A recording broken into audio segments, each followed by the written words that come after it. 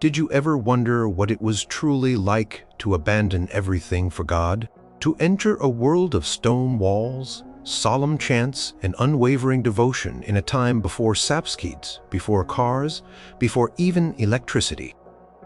Welcome to the surprising, sometimes stark, reality of becoming a medieval nun. A journey spanning from roughly 500 AD to 1500 AD. Number 6. Beyond the cloister. Influence and legacy. Even though medieval nuns lived largely within the confines of their convent walls, their influence reached far beyond the cloister, shaping society in surprisingly powerful ways. It might seem like a life of retreat, but in many instances, it was a life of quiet power and profound impact, radiating outward through their spiritual authority, intellectual pursuits, economic power, and various social contribution. These women carved out spaces of profound significance in a male-dominated age, proving that a life dedicated to God did not mean a life without influence. Consider the spiritual authority wielded by certain nuns. Figures like Hildegard of Bingen, an extraordinary Benedictine abbess from 12th century Germany, were not just revered within their convents, but were respected figures across Europe. Hildegard experienced profound visions, which she meticulously recorded in works such as Civias, Liber Vitae Meritarum, and Liber Divinorum Abirum. These were not seen as mere personal experiences, but as divine messages for the wider world. Historical records confirm that she corresponded extensively with emperors, popes, kings, and powerful bishops, offering spiritual guidance, prophetic warnings, and even political counsel. Her advice, while sometimes challenging, was taken seriously because of her perceived direct connection to the divine. Nuns like Hildegard were understood as powerful intercessors, conduits of God's grace, and their prayers were considered especially potent for the salvation of souls and the prosperity of the realm. Families would often endow convents not just for their daughters, but specifically to ensure the perpetual prayers of the nuns for their ancestors and descendants, a spiritual service that was considered vital for avoiding purgatory or hell. The spiritual credit accrued by a convent was a tangible asset, often explicitly cited in charters and wills as a reason for substantial donations. This spiritual power provided a form of leverage and respect that transcended gender norms of the time.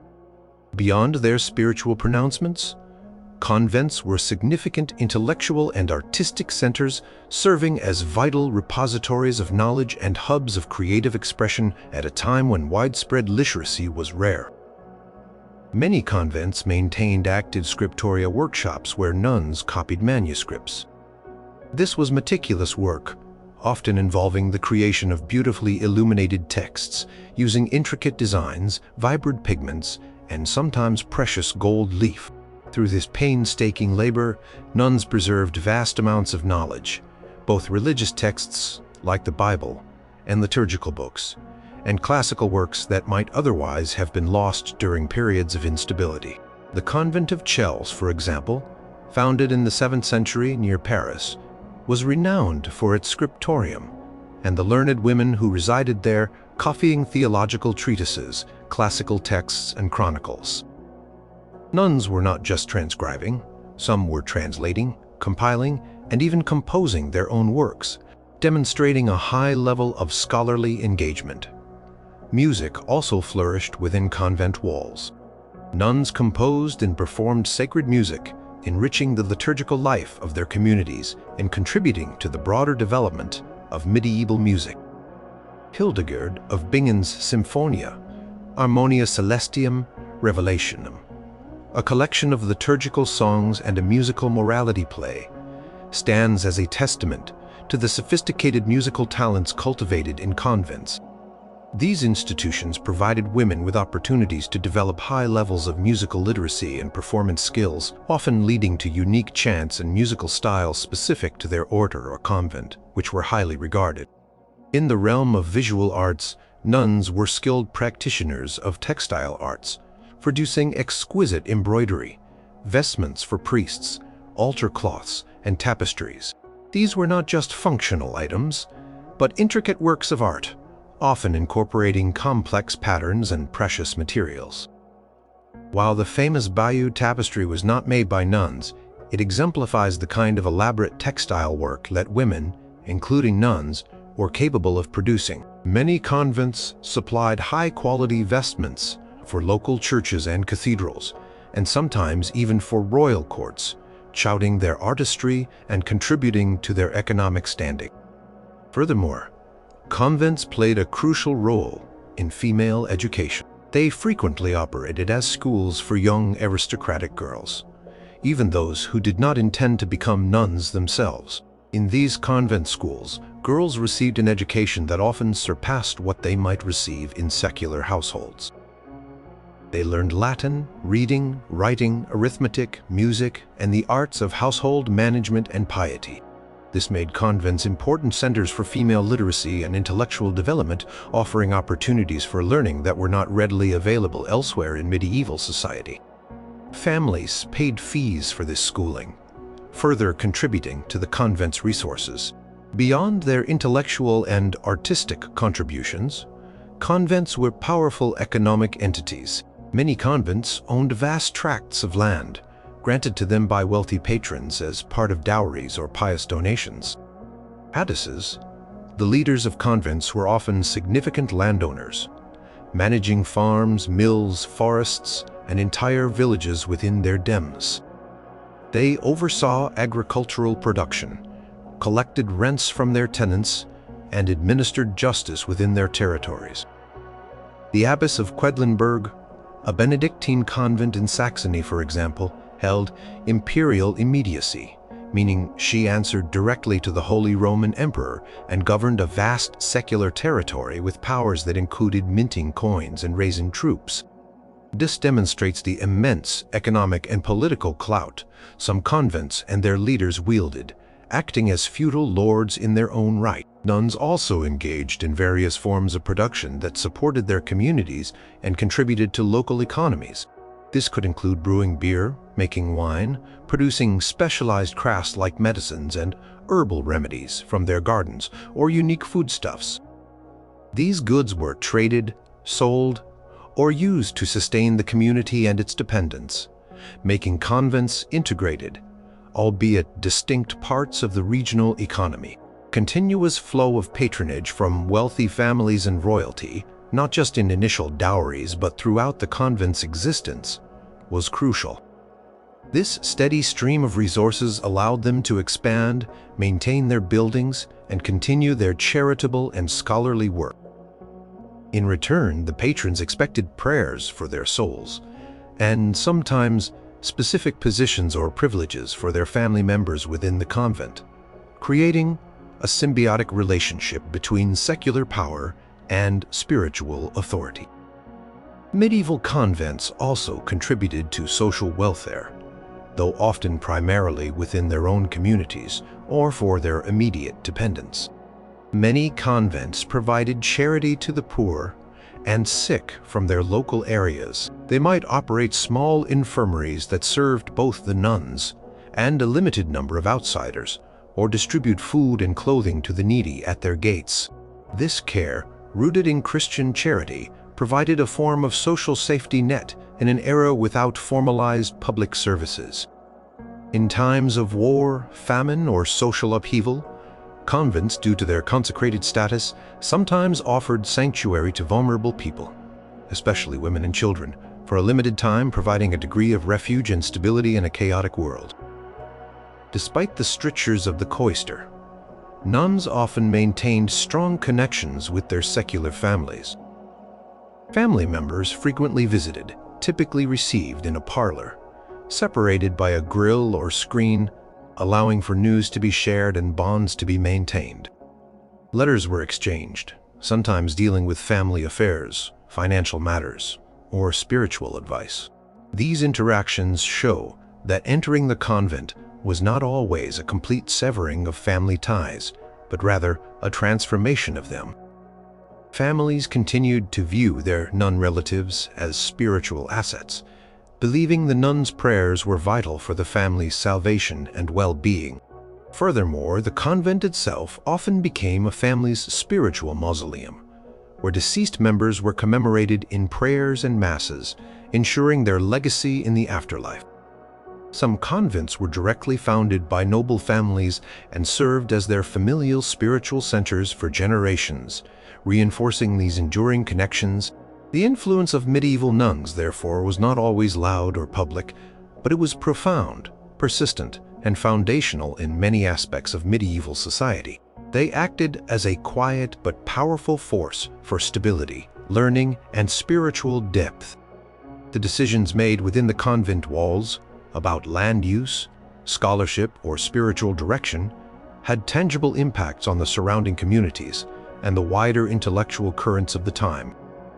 Abbesses were often consulted on political matters, mediating disputes or offering strategic advice, demonstrating their recognized wisdom and influence. The sheer number of books copied and preserved in convent scriptoria meant that entire bodies of ancient learning and theological thought were kept alive and transmitted through the ages, forming an essential bridge between classical antiquity and the Renaissance. Without their diligent work, much of what is known about the medieval world, and even the world before it, might have been lost to time.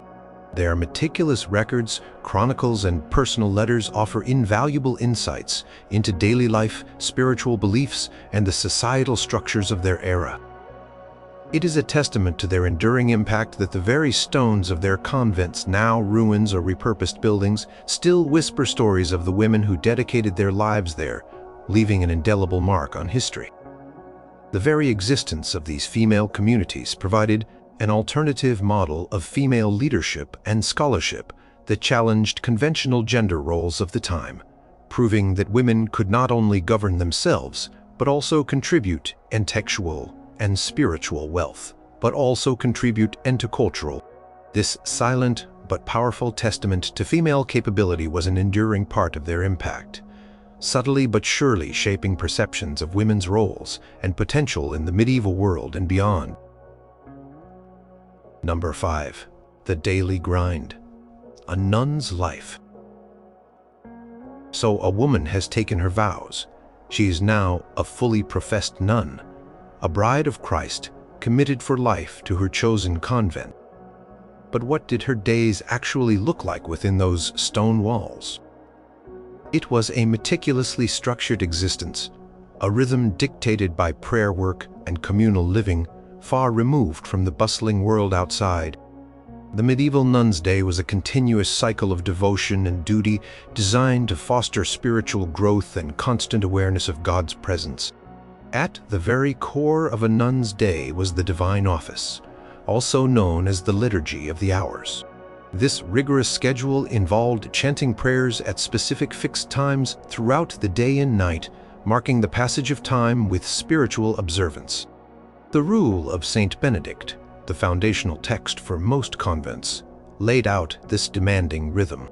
It typically began in the deep of night, around 2 or 3 a.m., with matins or vigils. Imagine the jarring wake up, especially in the cold, damp stone buildings of winter. Nuns would rise from their often unheated dormitories, perhaps by the flickering light of a single candle, and proceed to the choir stalls in the convent church. This was usually the longest service of the day, involving the chanting of numerous psalms, readings from scripture or the church fathers, and specific prayers. Quiet at the pre-dawn hours, broken only by the rhythmic chanting, was meant to foster deep contemplation and spiritual connection, a profound offering before the world awoke. As dawn approached, around sunrise came lauds, a service of praise for the new day, with more psalms, hymns, and prayers. This transitioned into prime, around 6 a.m., the first hour of daylight, which included a blessing for the day's work ahead. Throughout the morning and afternoon, there were shorter, little hours: terce around 9 a.m., sext midday around noon, and none about 3 p.m. These short services would interrupt periods of work, calling the nuns back to the church for a few psalms and prayers, ensuring a constant spiritual focus throughout their labors. As dusk approached around 4 or 5 p.m., came Vespers, a significant evening service, often including the Magnificat and a closing hymn as the light faded. Finally, just before bedtime, around 6 or 7 p.m., was Compline, the last service of the day, a short prayer for protection during the night.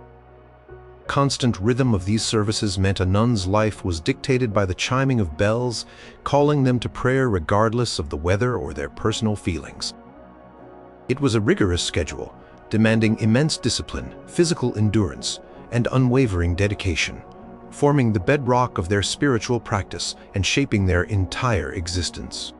After the early morning prayers, or between the little hours, the real work of the day began. Convents were largely self-sufficient communities, and nuns engaged in a wide variety of tasks to sustain themselves and their sisters. Manual labor was a common part of the daily grind.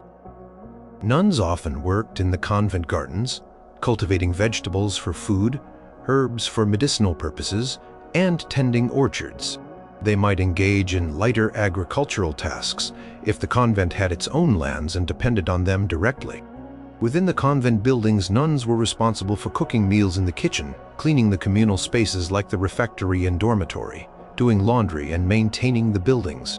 Spinning wool, weaving cloth, and mending habits were also common activities, ensuring the community had clothing. For lay sisters or conversae, who often came from less wealthy backgrounds and had different roles within the convent structure, the manual labor was even more extensive, covering most of the physically demanding chores that kept the convent running smoothly. For many choir nuns, particularly those from noble families who had received some education, intellectual work was a significant part of their day. Many convents housed active scriptoria, where nuns meticulously copied manuscripts. This was delicate, painstaking work, requiring intense concentration and a steady hand to produce precise Latin script.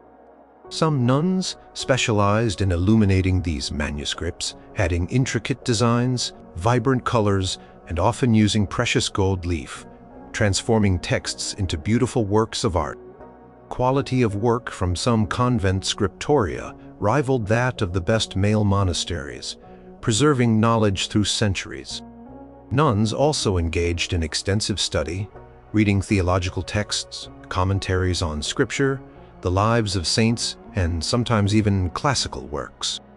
They had access to convent libraries that were often far richer than what was available in most secular households, providing unique opportunities for deep intellectual engagement. Furthermore, some convents ran schools for younger girls, and nuns would serve as their teachers, imparting knowledge of Latin, scripture, music, and the arts of literacy. For those in positions of authority, such as the abbess, the prioress, or the cellarer, who managed supplies, the work involved extensive administrative duties. This included managing the convent's vast lands and complex finances, overseeing a diverse staff, both nuns and lay servants, dealing with external authorities like bishops, secular lords, and royal officials, and ensuring the smooth running of the entire community.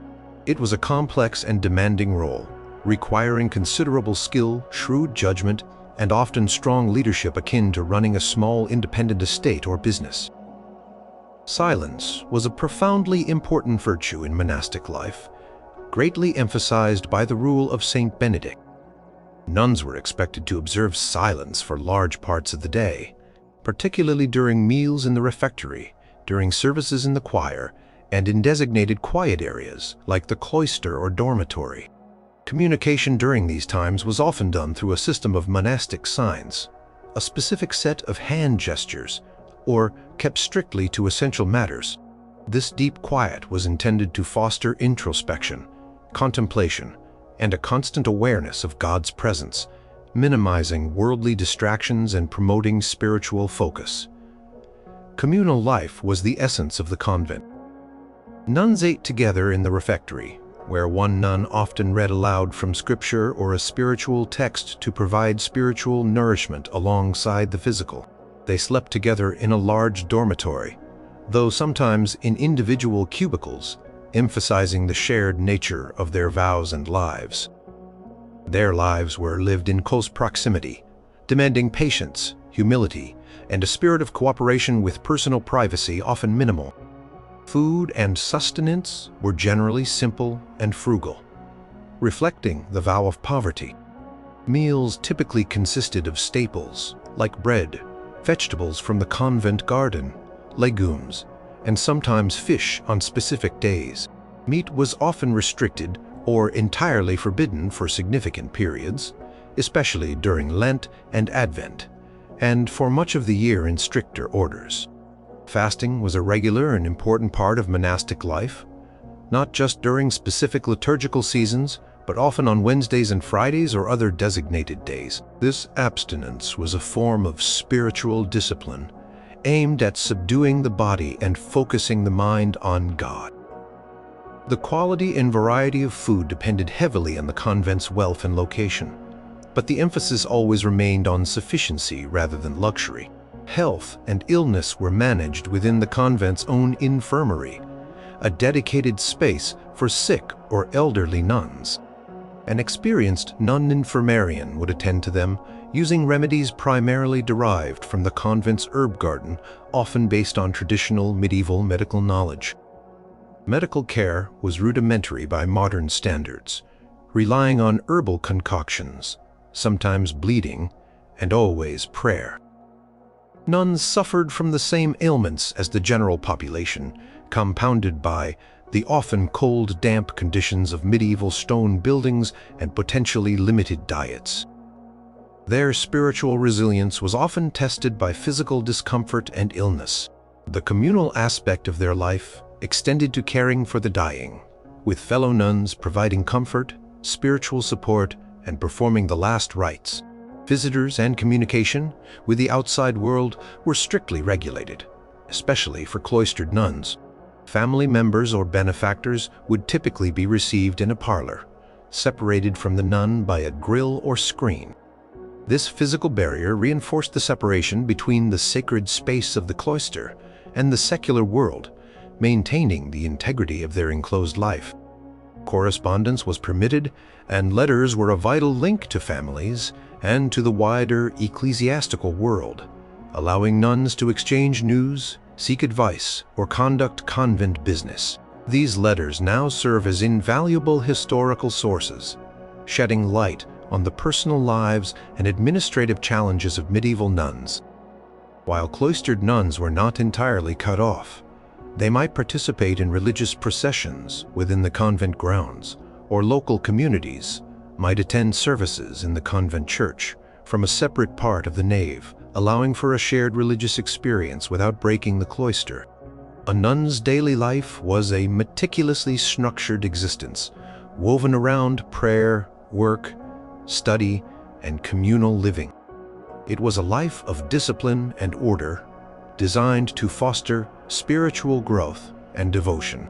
The physical environment of the cloister, with its echoes of chants and the quiet rustle of habits, became their entire world, a microcosm of faith and structured purpose. Every bell, every meal, every hour of work or prayer was a deliberate step in their journey towards salvation and a testament to their unwavering commitment. The rhythms of the medieval day, marked by the sun's passage and the tolling of the convent bells, were internalized, shaping not only their routine, but their very identity. This constant engagement with spiritual and practical duties meant little time for idleness, reinforcing the Benedictine principle of ora et labora, pray and work. Despite the seemingly repetitive nature of their days, each nun found her own unique path within the structure. Whether through exceptional scholarship, profound mystical experiences, or simply through the quiet dedication to daily tasks that kept the convent thriving, communal yet disciplined atmosphere fostered both individual spiritual development and a strong sense of sisterhood, creating a supportive environment where women shared their lives and their devotion. Their days, often beginning in darkness and ending in quiet reflection, were a continuous offering, a living prayer that sustained not only themselves but, in their belief, the world beyond their walls. The discipline required for such a life was immense, demanding a constant suppression of individual desires for the good of the community and the pursuit of spiritual perfection. Yet within this strict framework, many nuns found profound freedom and purpose, a life dedicated to intellectual and spiritual growth that might have been unattainable in the secular world of the time. They were not just performing tasks, they were embodying a sacred calling with every act imbued with spiritual significance, making their daily grind a truly profound existence. The sounds, the smells, the chill of the stone in winter, the warmth of the sun in the cloister courtyard, these were the sensory details of a life lived deliberately and devoutly, a silent testament to their enduring faith and resilience. Number 4. The ceremony. Taking the veil. After the arduous period of the novitiate, if both the aspirant and the convent community felt she was ready, the time would come for the formal profession, the solemn ceremony of taking the veil. This was not a quiet, private moment. It was a significant public event, a profound rite of passage that transformed a woman's identity and bound her irrevocably to a life of spiritual dedication within the cloister. The entire community, along with her family and sometimes local dignitaries, would gather to witness this momentous transition. The ceremony typically took place in the convent church, the sacred heart of the community. The atmosphere would be filled with anticipation and spiritual awe, often with the soft glow of candles illuminating the ancient space, highlighting the solemnity and importance of the commitment being made. The event was usually presided over by a high-ranking ecclesiastical figure, such as a bishop from the local diocese, or sometimes by an abbot from a male monastery with authority over the convent, or even a special papal delegate. This high-ranking presence underscored the church's endorsement and the immense spiritual weight of the vows about to be taken. The officiant would conduct the liturgy, lead the prayers, bless the new nun, and formally receive her vows on behalf of God and the Church. At the core of the ceremony were the solemn vows. Postulant, who had successfully completed her novitiate, would kneel before the altar or in front of the assembled community and make her lifelong promises. These vows were the bedrock of monastic life, the commitments that defined her new existence. The first vow was poverty, a radical renunciation of personal property and possessions. The nun committed to a life without individual wealth, relying entirely on the communal resources of the convent. This meant giving up any inheritance or personal income, placing all resources into the common pool for the benefit of the entire community. It was a profound detachment from the material world. Next came the vow of chastity, a commitment to celibacy and to dedicating one's body and soul entirely to Christ. This was understood not merely as the absence of marriage, but as a profound spiritual bond, seeing herself as a bride of Christ, an exclusive and sacred union. The third vow was obedience, promising unquestioning submission to the abbess or prioress and the rule of the order. This meant surrendering one's individual will to the communal and divine will as interpreted by their spiritual superiors. It required immense humility and trust, placing the authority of the community above personal desires. Finally, for Benedictine nuns and those of many other orders, there was the unique vow of stability. This was a commitment to remain in that specific convent for the rest of one's life. This vow prevented nuns from moving between convents, or more importantly, from returning to secular life. It cemented their permanent dedication to their chosen community, fostering a deep sense of belonging and permanence, and ensuring the stability and continuity of the monastic community itself. These 4 vows, once made, were binding for life, carrying immense spiritual and social weight. The ceremony itself was rich with symbolic actions, each carrying deep meaning and visually representing the profound transformation taking place. One of the most striking rituals involved the changing of garments. The novice would typically enter the church wearing her simple novice habit, or sometimes even her plain secular clothing from before her novitiate. During the ceremony, she would symbolically shed these garments and change into the full distinctive monastic habit of the order, including the tunic, scapular, wimple, a head covering that framed the face, and most importantly, the veil. This transformation from secular to sacred dress was a powerful visual representation of her transition from the world into the religious life, a shedding of her old identity. Sometimes, her secular clothes might even be left at the altar as a further symbol of renunciation. For some orders, a ritual cutting of the hair was also part of the ceremony. While not always a full shave, it was a symbolic act of renouncing worldly vanity and a dramatic visible sign of leaving her former self behind, a public declaration of humility and dedication. This act of burial of the old self was deeply symbolic of her new life in Christ. The receiving of the veil was perhaps the most iconic moment. The veil itself was blessed by the bishop and then solemnly placed upon the nun's head. It signified her status as a bride of Christ and her separation from the secular world. It also represented humility, modesty, and protection, acting as a physical and spiritual barrier against worldly distractions, symbolically enclosing her from the world. In some traditions, the nun might also receive a new religious name during the ceremony. This further emphasized her new identity in Christ and her rebirth into the monastic life. This new name often reflected a saint she admired or a particular spiritual virtue she wished to embody, marking her new chapter. Another powerful symbolic act was prostration.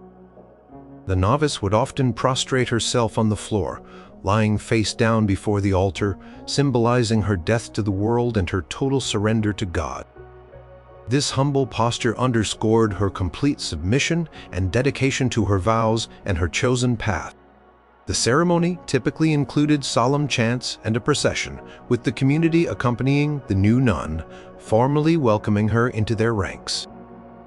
The haunting beauty of the Gregorian chants, specifically chosen for the occasion, would fill the church, adding to the spiritual intensity of the moment, creating an atmosphere of profound reverence.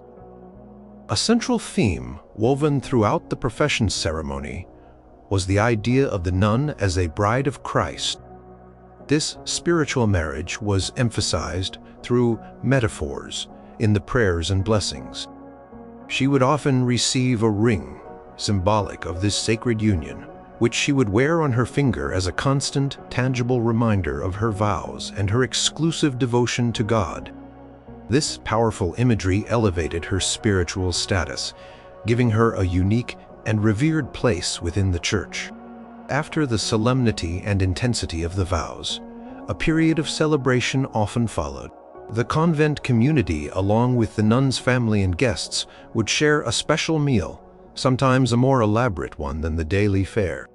This marked the joy of the occasion, celebrating the addition of a new sister to the community and the spiritual milestone achieved. It was a moment of communal festivity, balancing the solemnity of the vows with the warmth of shared joy, reinforcing the bonds within the community and with her supporting family. Sometimes the new nun's dowry, if not already transferred, was formally moved to the convent during or immediately after this celebration, solidifying her commitment and the convent's acceptance. This festive aspect also served as a social function, reinforcing the ties between the convent and the families who supported it through their generosity.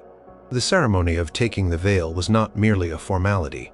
It was a profound, life-altering event. It was a public declaration of a woman's unwavering commitment to God and her community, witnessed and celebrated by those around her. The weight of centuries of tradition, the beauty of the rituals, and the solemnity of the vows combined to create an unforgettable experience, marking the irreversible step from novice to full-fledged nun. It was a journey into a new existence, shaped entirely by faith and devotion. The momentous event solidified her place within the sisterhood, a lifetime of shared prayers, shared work, and shared spiritual pursuit stretching out before her within the sacred walls of the cloister. Every gesture, Every word spoken during the ceremony was imbued with centuries of tradition and meaning, creating a powerful emotional and spiritual impact. The scent of incense, the flicker of candles, the resonance of ancient chants all contributed to an atmosphere charged with divine presence, cementing the nuns' commitment in the eyes of God and humanity. For the family who watched, it was a complex mixture of pride, sorrow at her separation, and deep faith, knowing their daughter had embarked on a path of singular devotion. For the community of nuns, it was a renewal of their own vows, a moment to welcome a new soul into their shared spiritual enterprise. The act of dying to the world was symbolically enacted, making her rebirth into the religious life a vivid and tangible reality, a sacred drama played out within the very heart of the convent. This ceremony was not just a gateway, but a spiritual anchor, binding her to her chosen path for the rest of her days. Number 3. The novitiate, testing the waters. Before a woman could make the profound, lifelong vows of the medieval nun, she had to undergo a crucial probationary period, known as the novitiate. This was not a quick decision. It was a time of intense discernment, a period of rigorous testing for both the aspirant and the convent community. It allowed the aspiring nun to experience monastic life firsthand, to truly understand its demands and rhythms, before committing herself permanently. Simultaneously, it allowed the convent to assess her suitability, temperament, genuine vocation, and whether she would be a compatible and contributing member of their spiritual family. The duration of the novitiate typically lasted 1 year, as stipulated by many monastic rules, including the rule of Saint Benedict. However, depending on the specific order, the convent's customs, or the individual's circumstances, it could sometimes be shorter or occasionally longer. This period was specifically designed for spiritual and practical learning, preparing the postulant for the demanding life that awaited her. One of the primary tasks of the novitiate was learning the rules. For most convents, the foundational text was the Rule of Saint Benedict, compiled in the 6th century. The novice would spend considerable time studying this detailed rule, learning its core principles: obedience, chastity, poverty, humility, silence, and stability. She would learn about the precise daily schedule, the specific duties associated with different offices within the convent, and a spiritual philosophy underpinning the entire monastic way of life. While Benedict's rule was dominant, other orders, such as the Cistercians or Dominicans, had their own specific rules or adaptations, but the fundamental monastic principles often remain consistent. Beyond the written rule, each convent also had its own unique customs, traditions, and interpretations. The novice had to learn these unwritten rules, from how to properly genuflect in the choir, to the specific monastic signs used for communication during periods of strict silence. This acculturation into the unique rhythm and practices of the individual community was just as important as learning the formal rule itself. It was about becoming part of a specific spiritual family. A novice's daily routine mirrored, to a large extent, the daily routine of a fully professed nun, though with specific instructional periods integrated throughout. She would participate in all the divine office services, learning the complex chants, the numerous psalms, and the liturgical prayers. This was often one of the most challenging initial adjustments, as it required not only memorization but also rhythmic participation in hours-long services at all times of day and night, regardless of personal fatigue. Alongside prayer, novices would be introduced to the various forms of work required in the convent. This included practical manual tasks like cleaning, cooking, and gardening, as well as intellectual work like copying manuscripts or intense periods of study. This hands-on experience allowed them to understand the practical demands of communal living and to identify areas where their particular skills might be most useful to the community. Regular periods were dedicated to spiritual instruction, a vital component of the novitiate. This instruction was typically led by the mistress of novices, often simply called the novice mistress.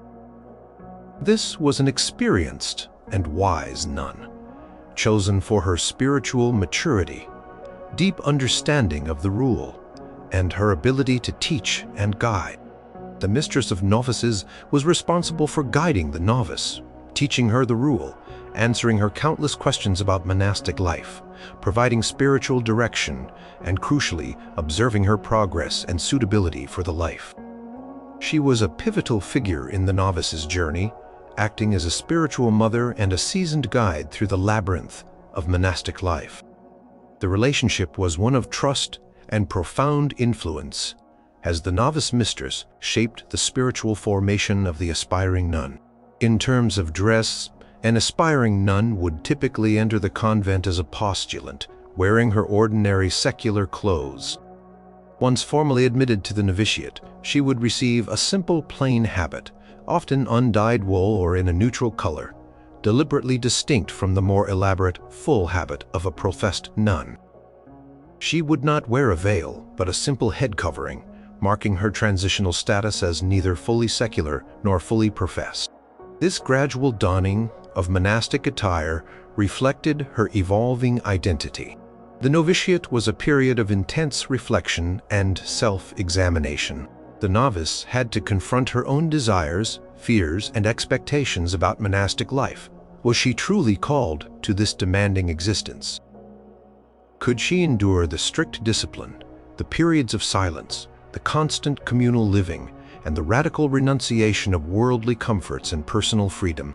It was a time of deep introspection and prayer, consistently testing her resolve and the genuineness of her motivation.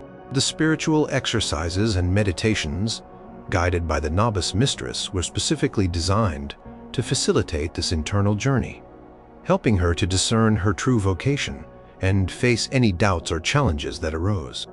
It was a process of stripping away the superficial to reveal the core of her spiritual calling. Conclusion of the novitiate, a critical decision point had to be made, and it was a mutual one. The novice had the freedom to leave.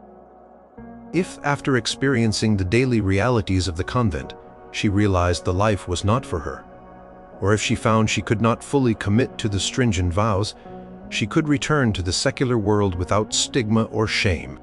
This freedom was crucial, as vows once made were binding for life. It was a last chance for her to choose another path before making an irreversible commitment. Equally important, the convent community, after careful observation and discussion, had to decide whether to accept the novice for final profession. The abbess and the senior nuns would deliberate, assessing whether the novice possessed the spiritual aptitude, the physical endurance, the right temperament, and a genuine, unwavering vocation for monastic life. If they determined that she lacked any of these essential qualities, they could, and sometimes did, dismiss her. This was not typically a judgment of her character, but a practical assessment of her suitability for a life that demanded complete dedication and profound compatibility with the community. A novice might be dismissed if she showed persistent insubordination, an inability to adapt to the communal life, a lack of true spiritual inclination, or an evident struggle with the required discipline.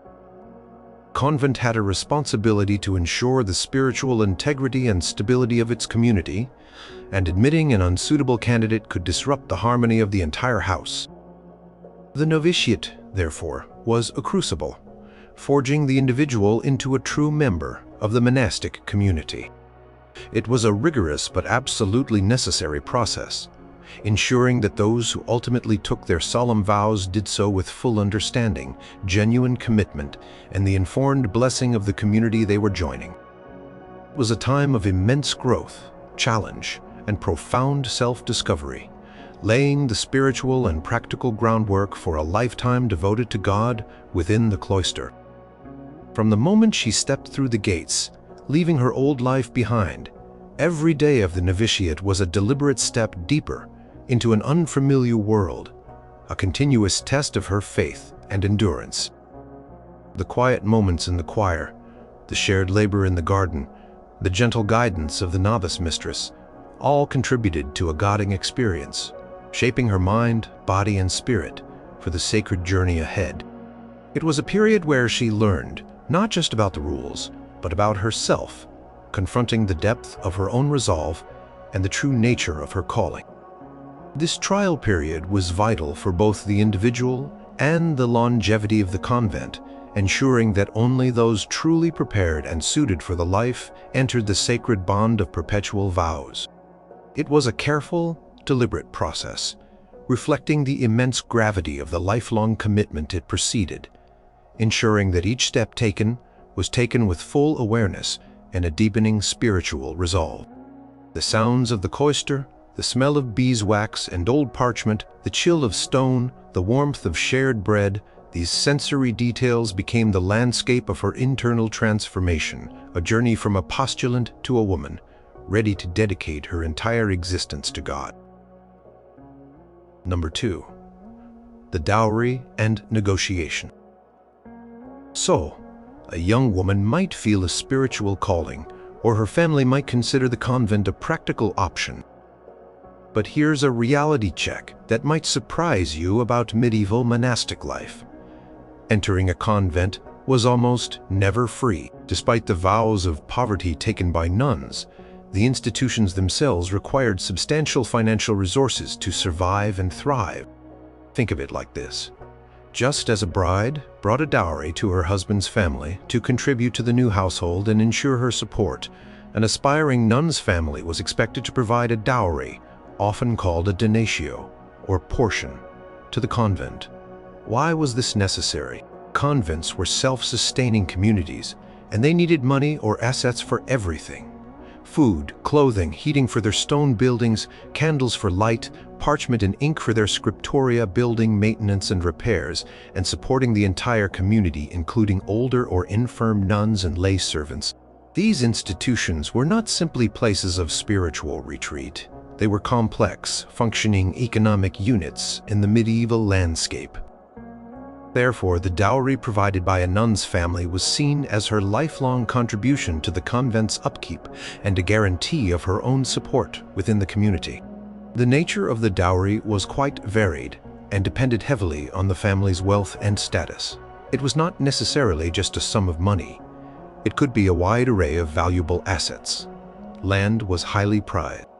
Parcels of land provided a steady, enduring income, streamed from rents or agricultural production.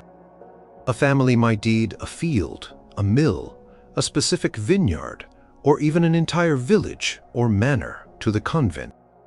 Land was a stable and often growing asset in the medieval economy. Money in the form of gold, silver, or other currencies was also common. This provided immediate liquidity for the convent's needs or could be invested. Goods could be quite diverse. This might include valuable textiles, fine linens, or liturgical items such as chalices, crosses, or embroidered vestments for the church. Books were incredibly expensive and valuable in the medieval period, often meticulously copied and illuminated, and a gift of books to the convent's library was a highly esteemed donation. Livestock, such as a certain number of sheep, cattle, or horses, could also form part of the dowry, providing immediate resources or ongoing production. Sometimes, a family would commit to an annual payment, either in perpetuity or for a specified number of years, providing a regular, predictable income for the convent. This might be a fixed sum of money or a certain amount of grain, wine, or other agricultural produce from their estates.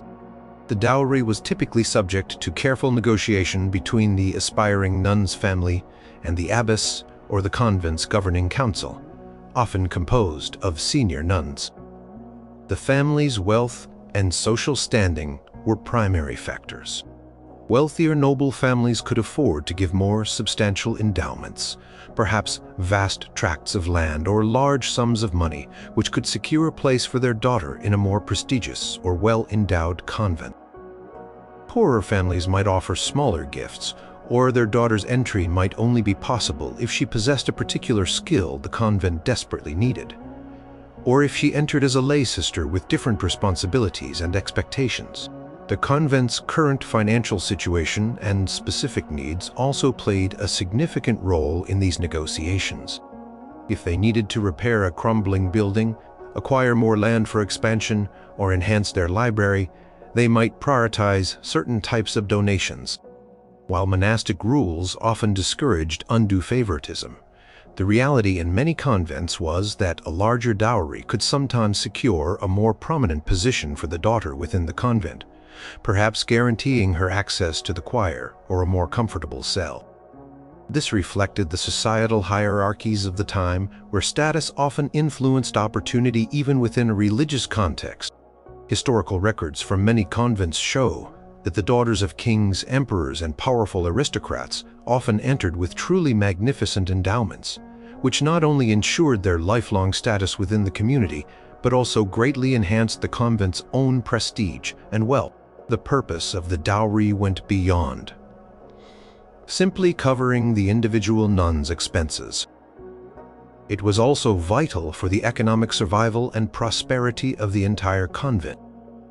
These endowments funded the daily operations, ongoing maintenance of buildings, purchase of essential supplies, and the support of all its members, including the non-vowed staff.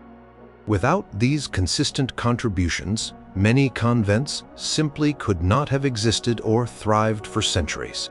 For the donating families, the act of providing a dowry was also seen as a highly pious donation that would bring significant spiritual merit and contribute to their salvation. By supporting a religious institution, they hoped to gain favor with God, reduce time in purgatory, and ensure perpetual prayers for their deceased loved ones. Convent's spiritual services, its prayers, masses, and intercessions were implicitly paid for by these endowments. Historical charters often explicitly stated that the gift was given for the salvation of my soul and the souls of my ancestors and descendants, highlighting the spiritual contract inherent in the financial transaction. What if a family truly couldn't afford to pay a substantial dowry? Exceptions were sometimes made. Convents might waive or significantly reduce the dowry for women with exceptional piety, unusual talents like a beautiful singing voice, artistic skill, profound intellectual abilities, or leadership qualities, or for those from very poor but devout families who showed a clear and undeniable spiritual calling. In such cases, the convent would rely on other benefactors or their own existing wealth to support her. For women from less privileged backgrounds, an alternative path was to enter as a lay sister, converse. These women generally performed essential manual labor, such as cooking, cleaning, farming, and managing the convent's practical affairs, freeing the choir nuns for prayer and scholarly pursuits. Their dowry might be their labor itself, or a much smaller payment. Lay sisters often did not participate in the full divine office or the intellectual pursuits of the choir nuns, and typically wore a different, simpler habit. While still living a religious life dedicated to God, their status and responsibilities within the convent were distinct from that of the choir nuns, who usually came from the nobility or gentry and had paid a more substantial dowry. Transfer of the dowry was a formal legal act, meticulously recorded in charters, wills, or the detailed account books of the convent. These documents specified the gifts given, any conditions attached to the donation, and the spiritual benefits expected in return. They are invaluable historical sources that reveal the economic realities of monastic life and the intricate relationships between convents and their lay patrons. A formal deed might be drawn up, witnessed by legal and ecclesiastical authorities, ensuring the permanence and legality of the transfer. The financial negotiation and the provision of a dowry were an undeniable, often complex, part of becoming a medieval nun. It was a practical necessity for the convent's survival and a deeply significant transaction for the family, blending economic realities with profound spiritual aspiration. This negotiation ensured the nun's lifelong sustenance within the cloister and contributed to the convent's overall prosperity, allowing it to continue its sacred mission of prayer, learning, and charity. It was a contract, both earthly and divine, binding the individual, her family, and the convent in a shared purpose. The resources provided by these dowries allowed convents to become powerful and influential institutions, centers of learning, art, and spiritual life that endured for centuries, demonstrating how deeply intertwined the spiritual economy was with the material one in the medieval world. Without the steady flow of such financial support, the very existence of these female religious communities would have been precarious, highlighting the crucial role of wealth and negotiation in the path to piety. The specific terms of each dowry could vary wildly, reflecting the unique circumstances of each family and convent. But the underlying principle remained constant. A significant material contribution was required to facilitate a lifetime of spiritual dedication within the cloister's walls. This economic foundation, sometimes overlooked in purely spiritual narratives, was essential to the enduring legacy of medieval nunneries. Number 1. The call, or push. Have you ever wondered what would compel a woman in the Middle Ages to abandon everything and enter a convent? It wasn't always a simple, straightforward decision, and the motivations were as varied and complex as the women themselves. While we might picture a serene, devout soul drawn solely by spiritual fervor, the reality was often a rich tapestry woven from personal faith, societal pressures, economic realities, and even practical consideration. The call to become a nun could be a gentle whisper of the spirit or a firm push from family circumstances, but it invariably led to a journey that transformed a woman's entire existence, separating her definitively from the secular world. For many, the primary and most profound motivation was a genuine spiritual devotion. In an intensely religious age where the fear of hell and the promise of salvation permeated daily life, the monastic existence was seen as the most perfect, most direct, and most guaranteed path to achieving closeness with God. Women, no less than men, felt this powerful spiritual pull. They longed for a life of prayer, contemplation, and dedicated service unburdened by the often chaotic and sinful demands of secular society. This deep-seated piety often manifested from a young age, nurtured by religious education within the family and by exposure to the spiritual lives of saints or the inspiring example of existing nuns. They desired to be brides of Christ, choosing a spiritual marriage over an earthly one, believing it offered a more direct, purer route to holiness and eternal salvation. For these women, the cloister was not an escape from life, but an embrace of life's highest purpose. However, spiritual devotion was not the only factor. For many noble or gentry families, placing daughters in convents was a pragmatic solution to a common and pressing medieval problem: lack of marriage prospects. Marriages in the medieval period, particularly for the nobility, required substantial dowries. If a family had many daughters, or if their wealth or social standing had declined, it might be impossible to provide suitable dowries for all of them to secure advantageous marriages. Sending a daughter to a convent while still requiring a dowry could often be less expensive than a secular marriage dowry, or it could be paid in a form, like a grant of land, that was more feasible for the family. It offered an honorable and respectable alternative to spinsterhood, a life of economic dependence on relatives, or an undesirable and socially inferior marriage. With limited options for unmarried women in medieval society, the convent provided a secure and dignified place within the social structure, ensuring a daughter's safety and sustenance without financially ruining her family. The sheer number of daughters in a large family also played a role. Large families were common, and for those daughters who could not be married off, for whatever reason, the convent offered a solution. It prevented them from becoming an economic burden on the family or risking a life of destitution. Additionally, if a daughter had a physical disfigurement, a chronic illness, or a disability that rendered her unmarriageable by medieval standards, the convent offered a sanctuary where she could live a dignified life, cared for by the community, and still find profound spiritual purpose and belonging, free from the harsh judgments of secular society. For aristocratic women in particular, The convent offered a unique blend of safety and intellectual pursuit, not readily available elsewhere.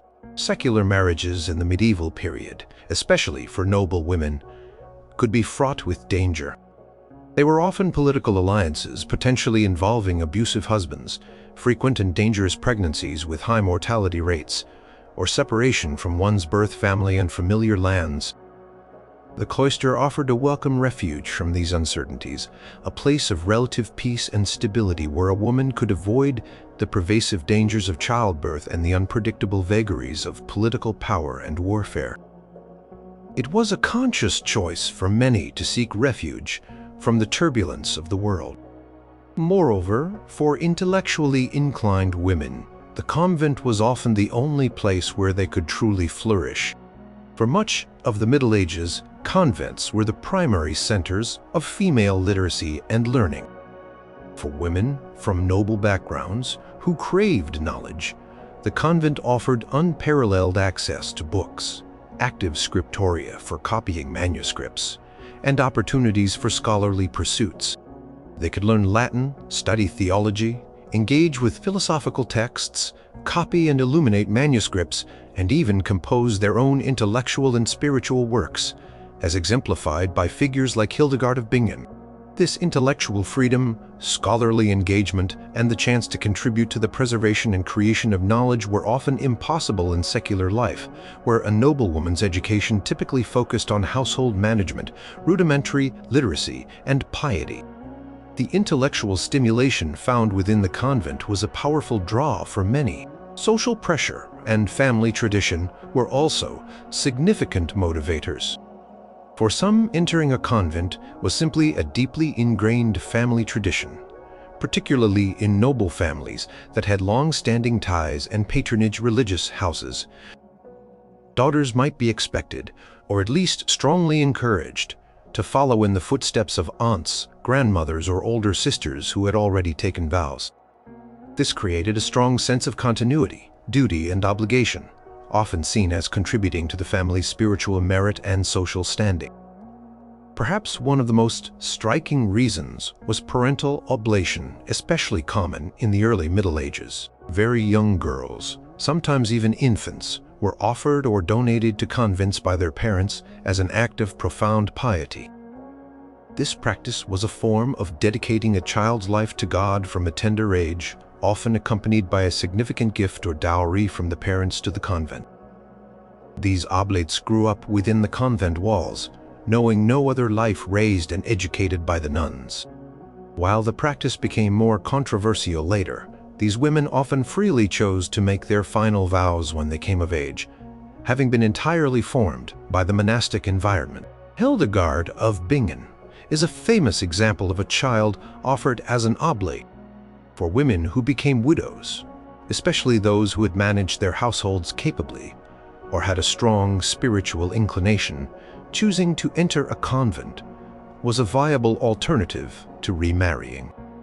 In a society that expected women to always be under the authority of a male guardian, father, husband, or son, the convent offered a unique pathway to independence and spiritual focus. It was a way for a widow to maintain some autonomy and dedicate her remaining years to prayer and service without the burdens of a second marriage, managing a secular household, or submitting to the authority of a new husband or her adult sons. Finally, in times of widespread instability, such as periods of war, plague, or significant social upheaval, the convent could offer a vital sanctuary, a place of relative safety, stability, and protection. The robust walls of the cloister provided physical security from raids, widespread violence, and the chaotic nature of secular life. While no institution was entirely immune to external forces, convents were generally safer than unprotected secular homes or castles.